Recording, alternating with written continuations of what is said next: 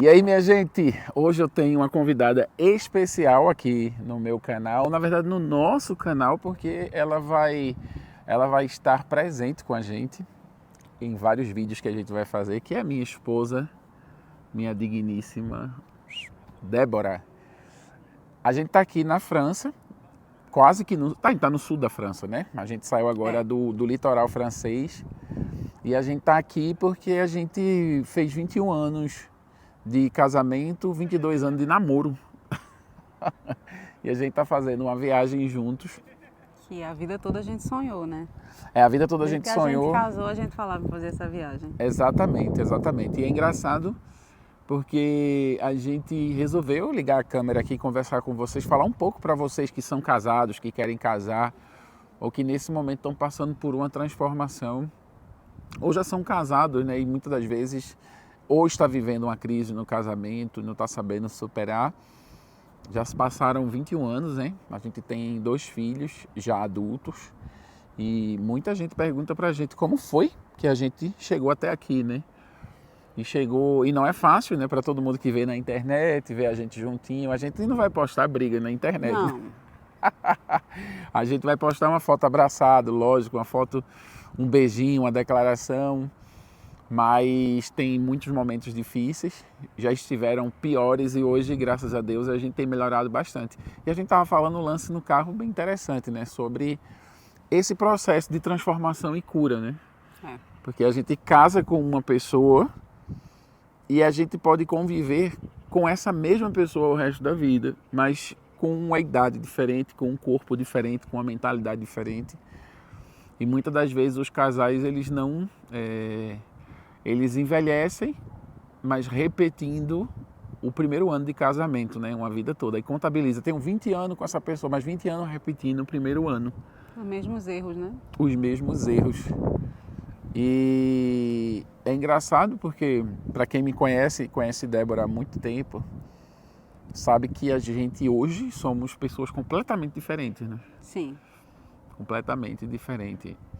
O que foi que tu acha que mudou assim de lá para cá, assim, da 20 anos atrás, 21 anos atrás?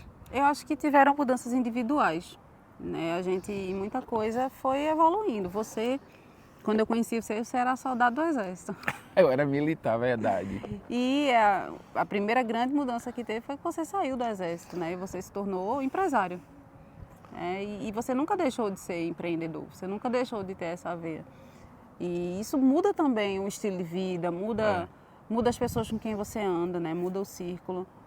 E essa foi uma grande mudança. No começo foi muito difícil, né? Começar uma empresa no Brasil é um grande desafio, né? Tem a questão como é que chama? A dificuldade mesmo de instituir a empresa, pagar os impostos. Papelada. A papelada, a documentação, né? Burocracia. Burocracia, isso. Tem a muito burocracia, difícil. é complicado. Mas, enfim, você foi mudando. Eu também, eu fui começando, eu trabalhei a vida toda no banco, mas eu fui avançando na carreira. Existe também um amadurecimento mesmo que a gente vai passando com a idade, né? Existiam coisas que eu gostava no começo e que ao longo do caminho eu deixei de gostar. E a gente precisa sempre estar se comunicando com o outro, para o outro não achar que isso é muito brusco ou que você não é mais a mesma pessoa. Acho que quanto mais você convida o seu parceiro para participar desses processos de mudança, de evolução que seja, fica mais fácil disso também gerar uma mudança no outro, de forma que ele acomode esse novo eu nele. Não sei se está dando para entender. Todas as vezes que eu mudei, você teve que se moldar essa minha mudança. Teve que se moldar. É engraçado, a gente se casou, eu era militar, você era escriturária do Banco do Brasil. Sim. Aí eu deixei de ser militar, abri um restaurante, aí o restaurante tinha que acordar muito cedo, teve um problema, enfim. Na época as verduras estavam muito caras e tal, eu optei em ir para o lado da informática, que era uma área que eu desenvolvia bem Você também. ainda teve uma agência de agenciamento de carro. Eu vendi carro, Webcar. Gente, O na webcar. época, isso era anos 2000, início dos anos 2000. Se esse negócio tivesse avançado, a gente ia estar muito rico hoje. Muito porque rico. o webcar naquela Webcar, época era... Eu tinha sempre ideias inovadoras. Tentava colocar em prática, mas tinha a limitação do conhecimento, Sim. de não ter recurso, E não acho ter que o acesso. mercado não estava pronto Não estava também. pronto para isso. Débora no Banco do Brasil foi evoluindo, né? Escriturária, gerente daquilo. Tal. E o que aconteceu? Dentro desse processo, eu acho que o que foi mais importante para o nosso crescimento enquanto casal é o tanto que a gente se aproximou de Deus, né? Sim. De todas as mudanças, essa foi a mais marcante. Porque o que acontece? Em 2014, como muitos sabem, e se você não conhece a nossa história, eu vou deixar aqui o link em algum lugar de um podcast que conta a nossa história, né? A história de como a gente foi para a África, viveu 8 anos sendo missionário. Mas a gente foi se aproximando do Evangelho. E olhe lá, se aproximar de Deus não é frequentar a igreja mais dias na semana, não. Porque muitas das vezes as pessoas elas confundem se aproximar de Deus e fazer mais a religião, praticar mais a religião. Não, se aproximar de Deus é a leitura das Escrituras, ser confrontado pelas Escrituras. Isso orar. E não as Escrituras para você conhecer mais, mas para que Deus fale com você. Discipulado. Sim. O discipulado foi uma peça fundamental para o nosso crescimento, tanto Débora no discipulado dela, né, quanto eu no meu. Uma prestação de conta, né, onde você caminha com alguém que é maduro na fé. Exato. E que pode acolher você, suas questões e à luz da graça de Deus e gerando mesmo confronto e acolhimento. É um processo tão bonito e tão importante na vida de todo cristão. Engraçado, né? Porque muitos casais têm problemas no casamento porque eles estão evitando trabalhar uma coisa que eu chamo de caixa preta, né? Caixa preta é aquela caixa que quando tem um acidente aéreo, né, um avião cai, as pessoas vão atrás dela porque lá tem todas as vozes, tudo que foi gravado, né, naquele momento do acidente.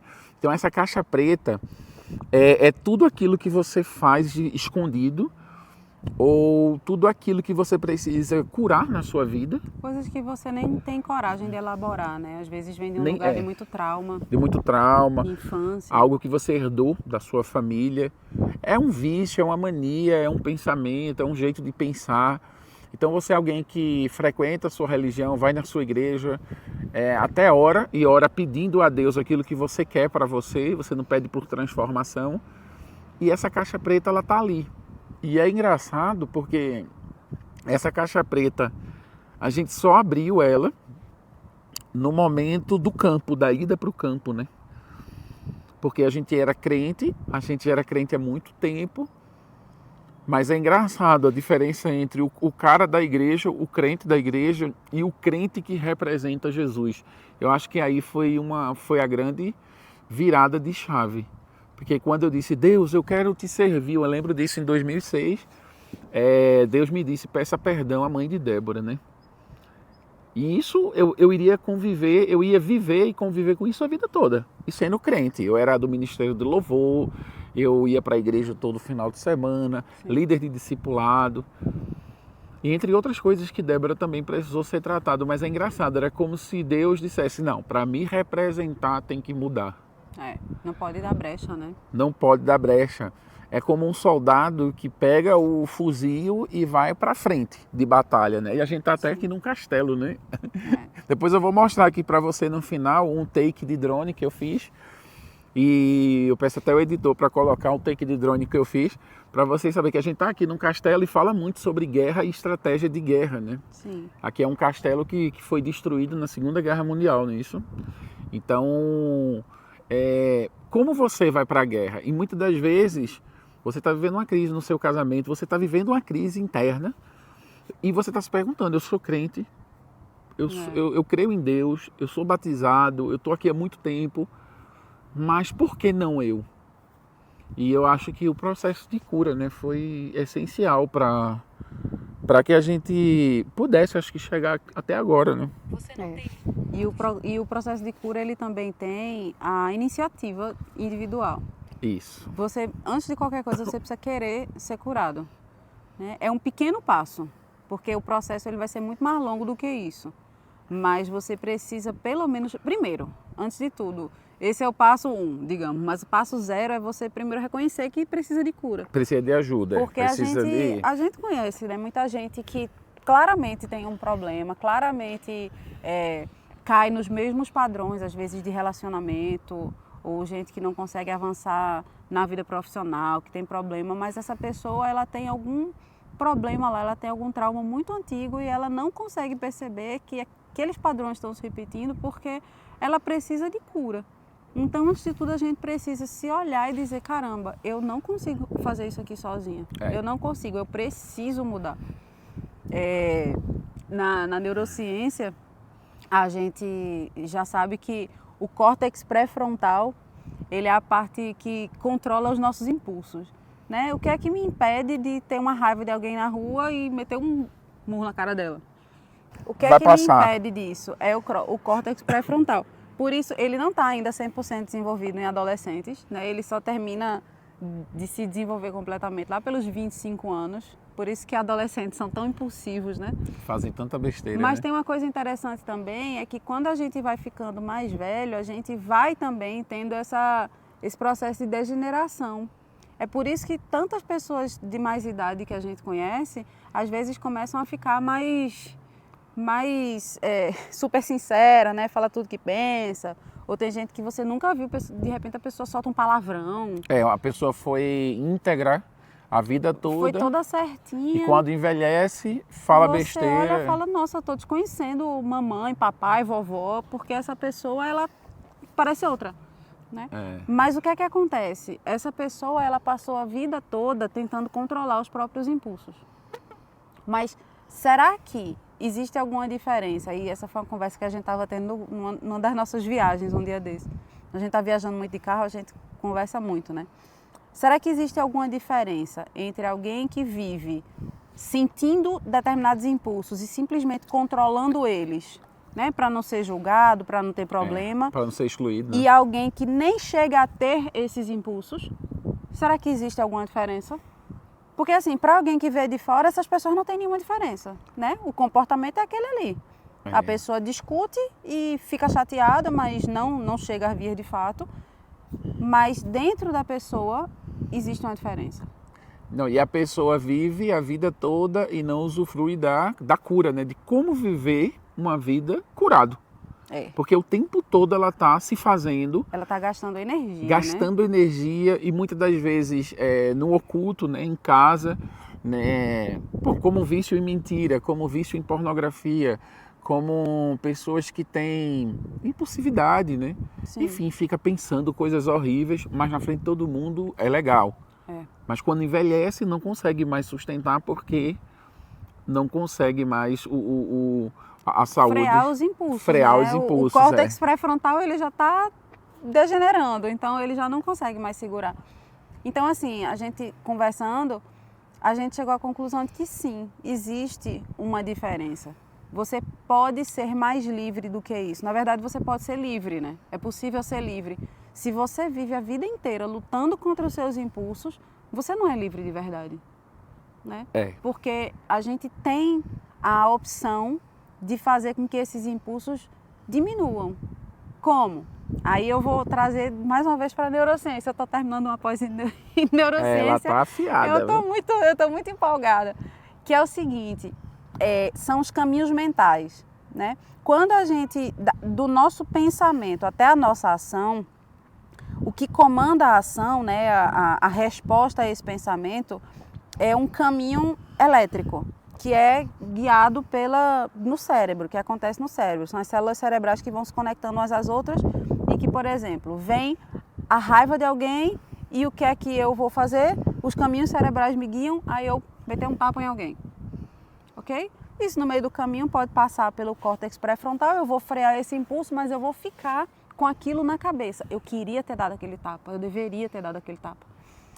Mas o caminho que está aberto, o caminho fácil, é o do tapa. Só que existe a possibilidade de a gente se trabalhar a nossa mente, para que aquele caminho lá, ele não seja mais usado. Então você vai passar muito tempo lutando contra esse impulso que está tão automatizado. Isso. E você vai, em vez disso, dizer, desculpa, eu preciso esfriar a cabeça, eu não estou bem para falar agora. Você cria mecanismos. Eu não estou bem agora. E já esses mecanismos viram automáticos, Esse primeiro caminho, esse segundo caminho, esse caminho alternativo, ele vai levar muito tempo para se consolidar. Talvez as primeiras vezes exijam uma energia altíssima, talvez até maior do que você usava para frear o impulso do tapa. Mas com o tempo é como uma estrada que vai sendo usada, que vai ficando mais marcada, que vai ficando aquele caminho visível. E aos poucos, porque o caminho do tapa não está sendo mais usado, ele vai fechando. E aqueles impulsos elétricos, eles não vão mais passar por ali até que ele deixe de existir.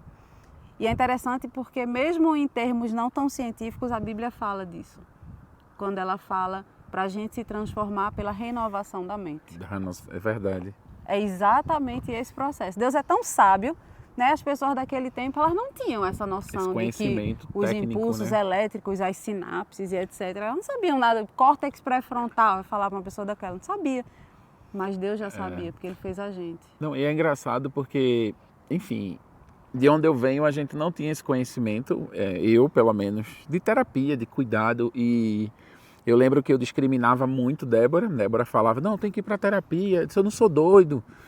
E eu estou dizendo isso aqui, e eu sei que muita gente que vai assistir esse vídeo talvez esteja pensando isso também. Mas se você caminha com Cristo, se você quer ter um casamento, uma relação, e não só relação conjugal, mas entre amigos, família, bem, você precisa passar por um processo de cura. Deus, Ele quer curar você. Ele quer curar você. Ele não quer só que você vá na igreja, que você seja cristão. Ele quer curar você, Ele quer entrar na sua vida. Ele quer fazer morada em você.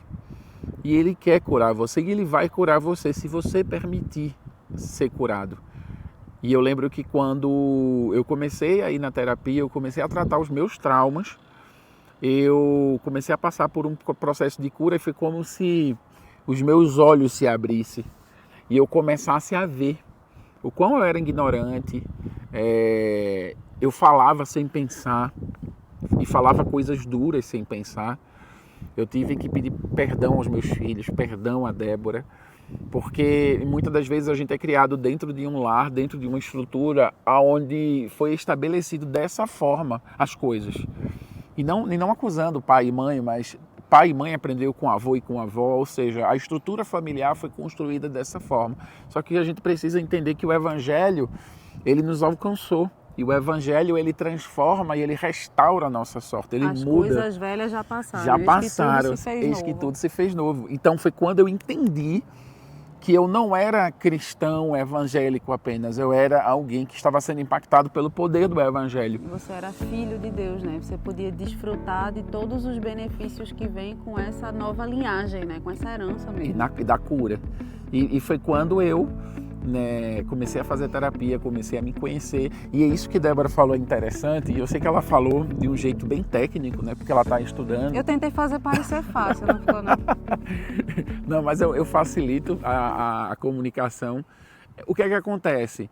Você precisa fazer novos caminhos. Você não lê a Bíblia, você não tem o hábito de orar, você precisa orar. Você precisa ler a Bíblia, você precisa conversar com seu pai. Mesmo sem ter vontade. Mesmo sem ter vontade, até que isso se torne um hábito. Eu, por exemplo, trazendo para uma parte mais prática, eu não tenho o hábito de dar presente. Débora gosta muito de ganhar presente. E não presente caro, mas ser lembrada. Alguma coisa. Ser abraçada, ser beijada. E eu comecei a fazer disso um hábito. E eu não consigo mais viver sem fazer isso, porque Sim.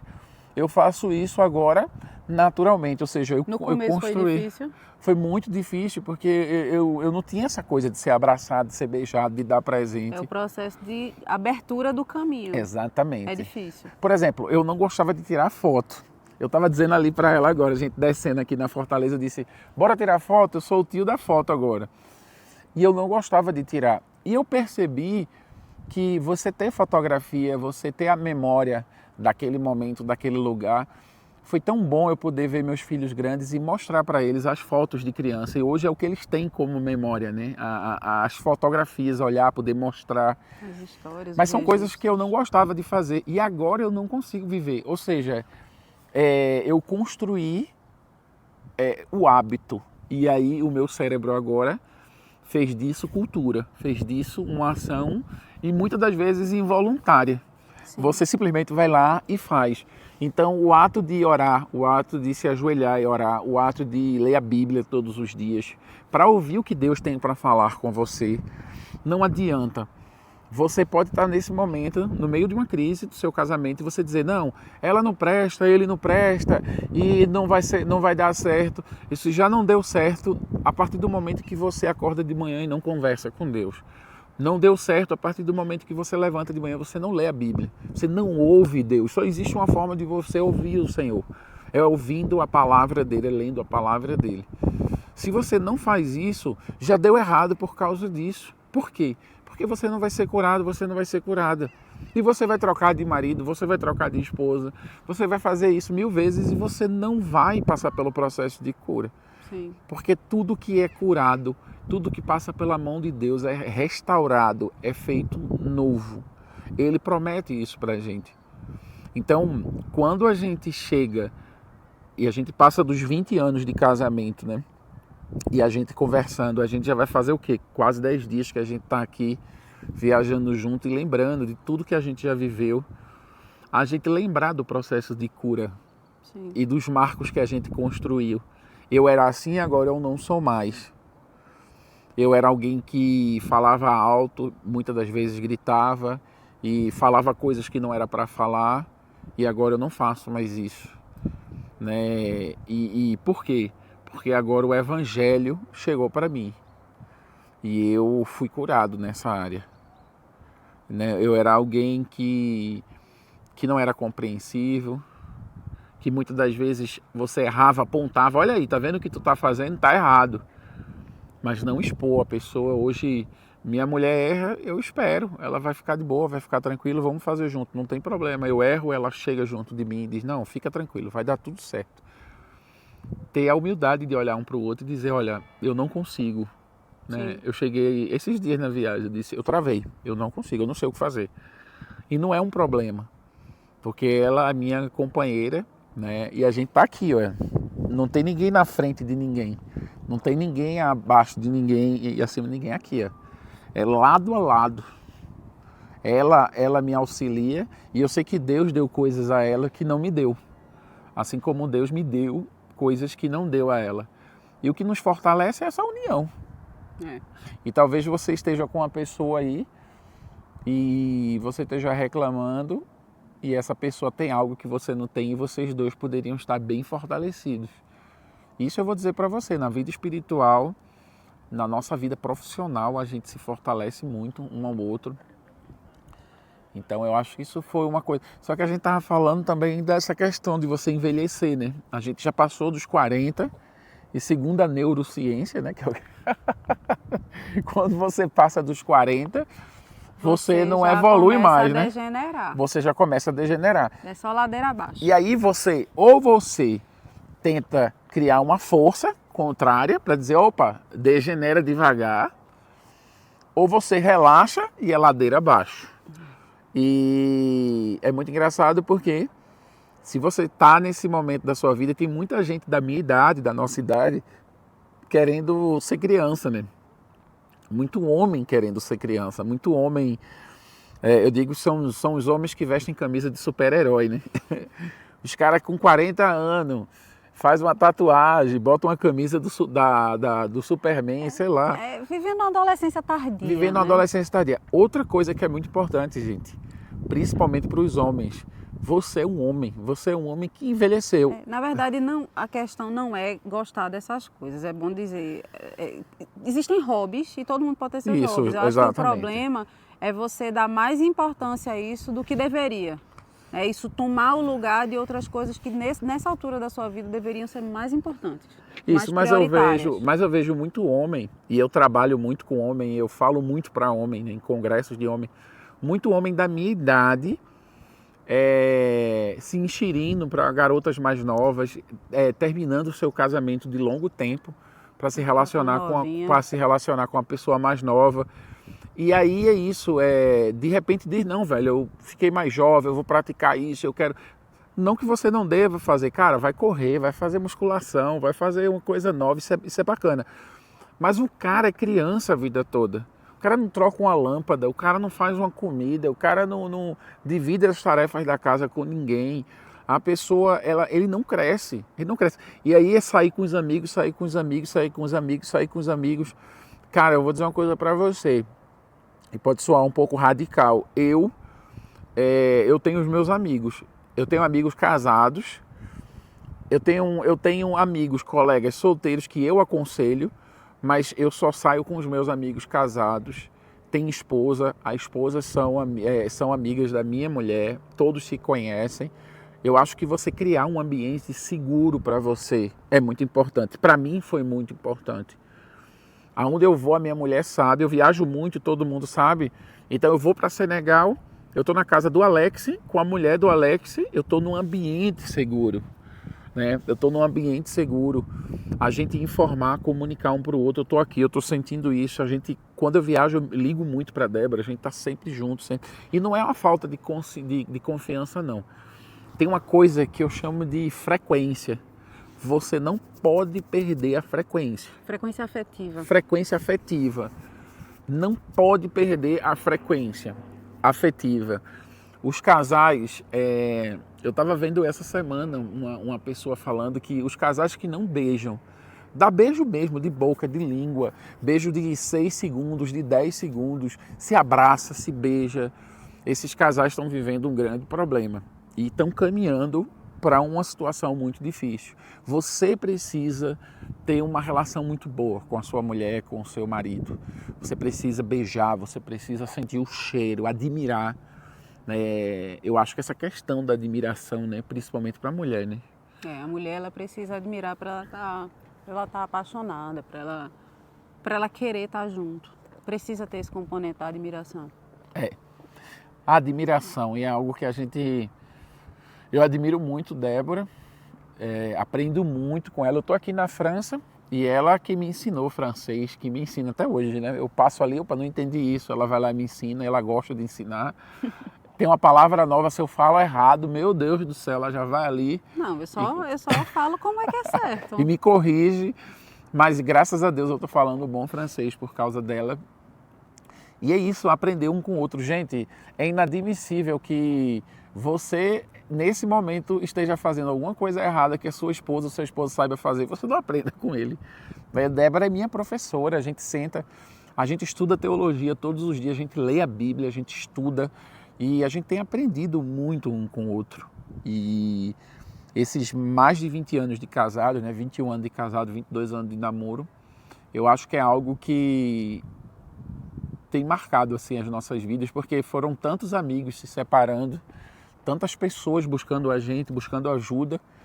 E eu quero dizer para você, Jesus ele quer transformar a sua vida.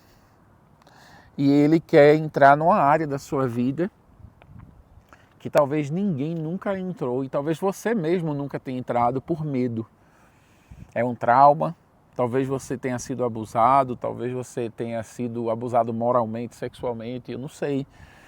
Talvez você seja viciado em pornografia, isso é um problema que permeia a vida de muitos homens e é um segredo. Eu tenho falado muito para homens em igrejas sobre pornografia, porque eu já tive dificuldade nessa área e é algo que Deus quer curar na sua vida. Para que você tenha uma vida sexual saudável, para que você tenha uma vida saudável, você desfrute daquilo que o Senhor tem para você. Eu posso dizer hoje que eu desfruto daquilo que o Senhor reservou para mim no meu casamento, na minha vida, a ponto de influenciar outras pessoas. E é o que Deus quer para a sua vida, que você construa memórias para esse mundo tão pecaminoso, tão caído, para que os seus filhos possam olhar para vocês e possam dizer: eu quero ser igual ao meu pai e à minha mãe. Eu quero ser casado, eu quero respeitar meu pai, eu quero respeitar meu marido, minha mulher, como os meus pais se respeitam. E a gente veio aqui fazer esse vídeo, compartilhar com vocês. Eu sei que não teve passo 1, passo 2, passo 3, passo 4, passo 5, de como você organizar a sua vida, o seu relacionamento, mas nesse momento, se você está vivendo um momento difícil na sua vida, fecha os teus olhos, eu quero orar por você. Nesse momento, você fecha os seus olhos, porque Deus tem algo novo para a sua vida. Deus poderoso, Pai, eu não sei quem está me assistindo, não sei se é um homem, se é uma mulher, se é um casal, mas eu quero nesse momento te pedir, Pai, que o Evangelho alcance esses corações. A Tua palavra diz, Senhor Deus, que pode entrar no nosso coração, Senhor Deus, como uma espada de duplo corte, Senhor Deus. É tão afiada, Senhor Deus, essa espada, esse evangelho que entra no nosso peito, no nosso coração, tão transformador, Pai, que vai fazer a gente se libertar, Senhor Deus, do pecado, se libertar de traumas, de coisas que a gente herdou dos nossos pais, Senhor Deus. O Senhor tem algo novo para a gente. No livro de Romanos 8, capítulo 8, versículo 28, diz que tudo coopera para o bem daqueles que amam a Deus e vivem segundo o seu propósito. Deus está te chamando agora para viver segundo o propósito dele. Uma vida com um propósito. E Deus uniu vocês dois para que vocês vivessem em missão juntos. Eu e Débora estamos em missão. Nós não somos um casal querendo ser feliz apenas. Nós somos um casal que Deus uniu, duas pessoas que Deus uniu com um propósito na missão dele, que através da gente o Senhor vai realizar muitas coisas. Que Deus possa, nesse momento, abrir a sua cabeça. Deus uniu vocês dois para que vocês possam, juntos, serem missionários, serem ativos do Senhor na terra. Então, busca a cura. Busca a cura. Busca o milagre na tua vida. O segredo está na cura. Busca um médico, busca ajuda, busca um discipulado, busca alguém para você conversar, busca um psicólogo. Sim. Não fica sozinho. E que nesse momento o Senhor possa entrar na tua casa, entrar na tua vida e transformar. E fazer de você aquilo que Ele quer que você seja. Em nome de Jesus. Amém. Amém. Que Deus abençoe vocês.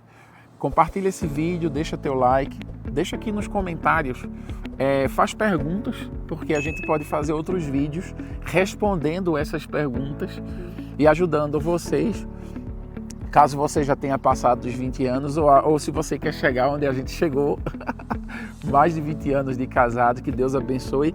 Vai lá na setinha no compartilhar, compartilha esse vídeo e termina agora com a imagem desse lugar maravilhoso aqui que a gente está. E eu não poderia deixar de compartilhar com vocês. Um beijo, um abraço, até a próxima. Deus abençoe. Tchau, tchau.